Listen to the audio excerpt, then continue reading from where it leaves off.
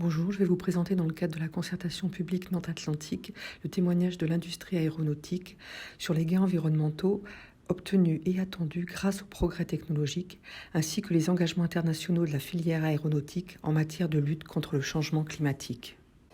La performance environnementale des avions s'est améliorée de façon continue au cours de ces dernières décennies. Ainsi, en ce qui concerne le bruit, je vous laisse regarder ce schéma des normes internationales contraignantes de l'OACI, Organisation de l'aviation civile internationale, qui est une institution spécialisée des Nations Unies représentant 192 États dans le monde et qui a fixé au cours des dernières décennies 4 niveaux successifs de sévérité de bruit.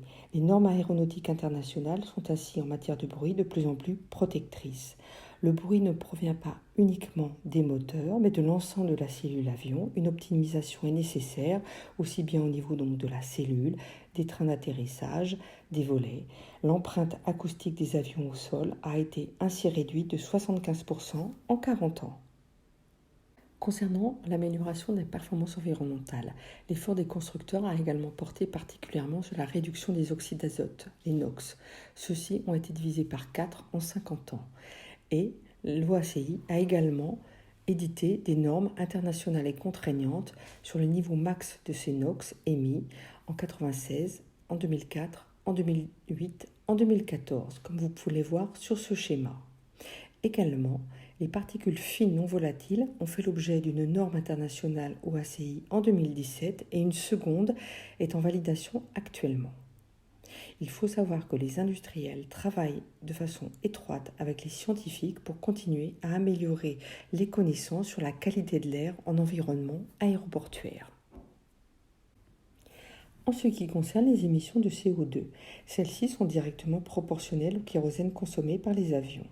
Les avions actuels ont une consommation 5 fois plus faible que ceux fabriqués dans les années 60. Des gains de consommation de 15 à 20% entre deux générations d'appareils sont obtenus grâce à l'efficacité propulsive, le gain en masse, des systèmes plus électriques, également une avionique plus performante. La dernière génération des avions Airbus actuels permet d'avoir une consommation autour de 2 litres au 100 km par passager. L'aviation commerciale ne représente que 2% environ du total des émissions mondiales de CO2 d'origine humaine. Un tiers provient des vols domestiques qui sont gérés par des accords de Paris. 2 tiers proviennent par les vols internationaux qui sont gérés par l'OACI. La croissance du trafic international, notamment en région Asie du Sud-Est, impose de progresser vers plus de sobriété énergétique et donc de réduire les émissions de CO2. Je vous rappelle que le transport aérien a été le premier secteur au niveau international à s'engager sur des réductions de CO2 il y a plus de 10 ans. Le transport aérien mondial est engagé ainsi pour relever le défi de la transition énergétique et respecter les objectifs pris par les États au niveau de l'OACI ainsi que par la filière industrielle mondiale. Cette figure montre comment réduire l'empreinte carbone du transport aérien. D'une part, les États de l'OACI se sont mis d'accord pour une croissance neutre en carbone à partir de 2020. Les compagnies aériennes, ainsi, pendant plus d'une décennie, compenseront leurs émissions carbone au-delà du niveau de 2020. En parallèle, la technologie, le renouvellement des flottes, la gestion du trafic aérien permettront de réduire l'empreinte CO2. À plus long terme, l'introduction massive de filières d'énergie non fossiles, biocarburants, carburants de synthèse, hydrogène, ainsi que l'introduction de technologies de rupture devront permettre de réduire à l'horizon 2050 les émissions de CO2 d'un facteur 2 par rapport au niveau de 2005. On le voit, la préparation du futur est primordiale en ce qui concerne la recherche et la technologie.